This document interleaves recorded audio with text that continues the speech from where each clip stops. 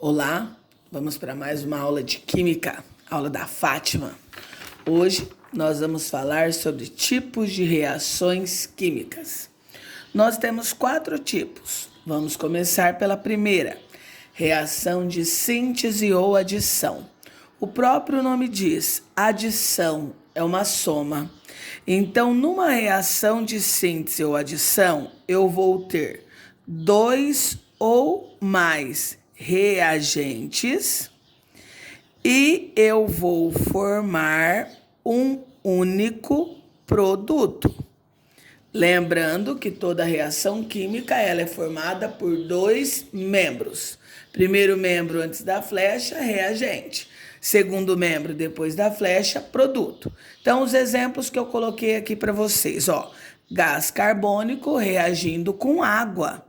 Então, eu tenho 2 substâncias e eu formei uma única, que é o ácido carbônico. Isso daqui é uma reação de síntese ou adição.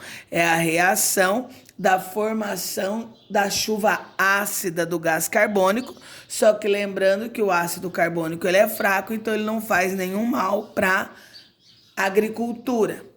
O outro exemplo, eu coloquei o magnésio, reagindo com o oxigênio e formando o óxido de magnésio.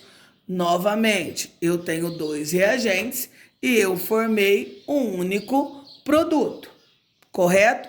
Então, vamos pensar assim, ó. Vamos pensar que eu tenho 2 bichinhos. Olha, eles estão sozinhos, certo? Cada um é uma substância. Aí, ao final, eles se conheceram e ficaram juntos. Então, eu formei uma única substância. Então, eram separados e se uniram. Agora, vamos para o outro. Reação de análise ou decomposição. Esse já é o contrário. Decompor significa separar. Então, na decomposição, eu vou ter um único reagente, mas eu posso formar 2 ou mais produtos.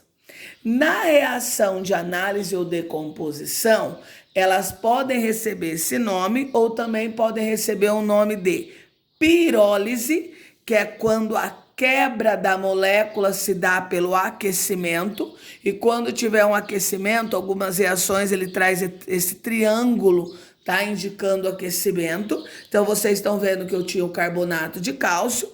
A partir do aquecimento do carbonato de cálcio, formou-se o óxido de cálcio e o gás carbônico.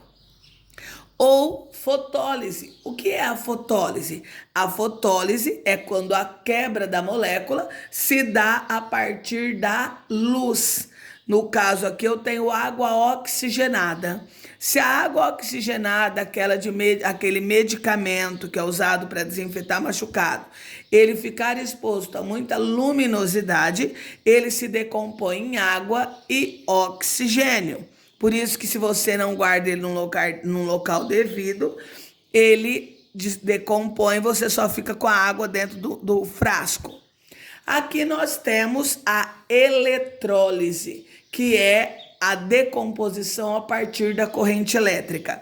Então, na eletrólise, no caso aqui eu peguei a água, ela sofreu uma corrente elétrica, parece um rainho aqui, muito mal desenhado, mas é um raio, e essa água ela forma o hidrogênio e o oxigênio. Lembrando que com a eletrólise da água, o gás hidrogênio, ele é um combustível, certo? Então, vamos pensar que esses 2 estão juntos, ó, eu tenho um parzinho, que bonitinho, eles estão felizes para sempre. Aí eles brigam, então, ó, eles eram um só. Eles brigaram, eles se transformaram em 2. Então, na análise ou decomposição, eu tenho um. Ao final, eles se quebram e formam 2, certo? Vamos para uma outra reação, uma reação chamada de simples troca ou deslocamento. Então, essa reação ela é chamada de simples troca ou deslocamento. Então, como que acontece isso? Ó, deslocamento significa que alguém vai ser deslocado. Então, nós temos aqui, eu peguei uma fila de reatividade dos metais, certo? Existe a dos metais e a dos não metais. A fila de reatividade dos metais, nós temos quem são os elementos mais reativos da tabela periódica? Os elementos da família 1A. Então, o lítio é mais reativo que o potássio, assim por diante.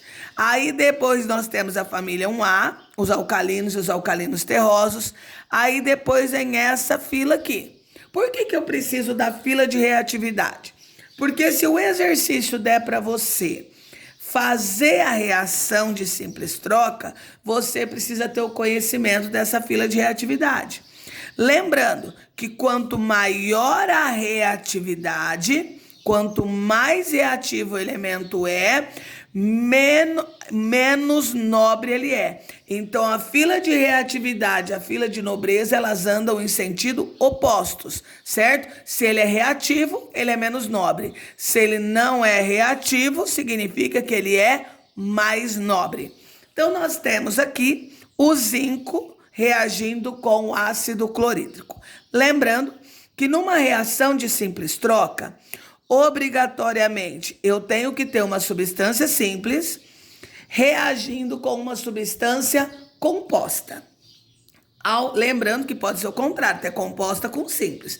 Eu tenho que ter esses dois tipos de substâncias no reagente e no produto eu também tenho que ter esses dois tipos de substância, composta com simples ou simples com composta. A ordem não importa, mas eu tenho que ter uma simples e uma composta no reagente, uma simples e uma composta no produto. Como eu sei que essa reação vai acontecer? Para que aconteça, quem é simples tem que ser mais reativo de alguém que é composto. Então, por exemplo, o zinco, ele é um metal. Se ele tem carga positiva porque ele é um metal, e a carga do zinco é mais 2, quando ele vai fazer uma ligação, ele quer se ligar a um negativo. Positivo atrai negativo. Então, aqui no ácido clorídrico, eu tenho o hidrogênio, que tem carga mais 1, e o cloro, que tem carga menos 1. Então, quem que o zinco quer? O cloro. Então, aqui, ó, zinco tem que deslocar o hidrogênio. Para o zinco deslocar o hidrogênio, ele tem que ser mais reativo. Então, vamos ver? Onde que está o zinco? O zinco está aqui. Aonde que está o hidrogênio? O hidrogênio está aqui. Então, o zinco, ó, a reatividade aumenta para cá. Então, o zinco é mais reativo que o hidrogênio. Então, essa reação acontece. Então, o zinco consegue deslocar o hidrogênio. Então, eu vou ter o zinco com carga mais 2 se ligando ao cloro com carga negativa, formando quem? O cloreto de zinco. Mas o hidrogênio aqui, ele não foi deslocado, formando H2. Lembrando que o hidrogênio não vive só, por isso que forma uma molécula. O que falta eu fazer? Balancear a equação. Aqui eu tenho um zinco, um hidrogênio, 2 hidrogênios. Então, eu preciso colocar um 2 aqui. Vamos no segundo exemplo que eu dei. Cobre reagindo com ácido clorídrico. Então, o cobre é a minha substância simples, o ácido clorídrico é a minha substância composta. Obrigatoriamente, eu tenho que formar uma composta e uma simples, ou uma simples e uma composta. Mas, para eu ver se vai dar certo, eu tenho que ver se o cobre, que é a substância simples, é mais reativo que o hidrogênio. O cobre está onde? Aqui. O hidrogênio está onde? Aqui. O cobre desloca o hidrogênio? Não, ele é mais fraco.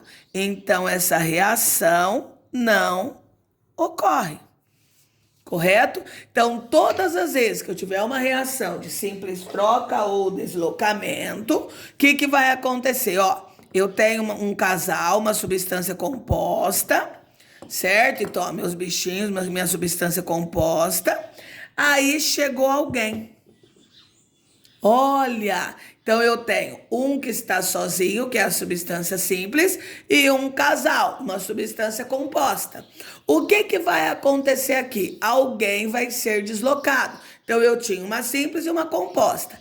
Esse daqui desloca esse daqui. Então, a simples troca o deslocamento, alguém que é mais reativo desloca o que é menos reativo. Vamos para a última reação. Reação de dupla troca. O próprio nome diz, ó, dupla troca.